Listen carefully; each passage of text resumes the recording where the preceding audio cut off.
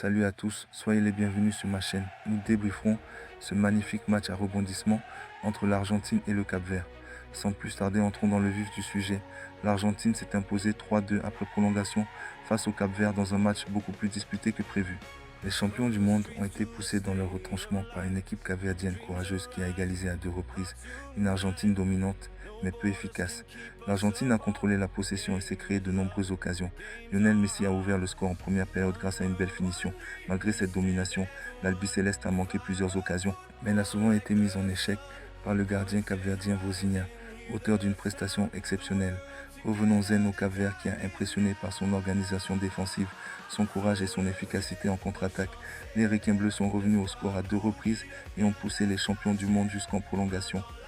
En prolongation, l'expérience et la profondeur de banc de l'Argentine ont fini par peser. Cristian Romero a inscrit le but de la victoire, offrant une qualification méritée mais difficile à son équipe.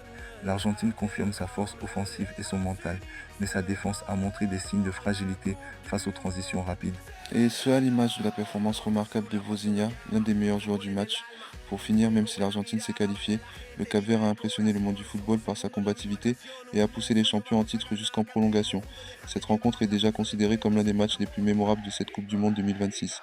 Merci de m'avoir suivi et on se retrouve bientôt pour un autre débrief de la Coupe du Monde 2026.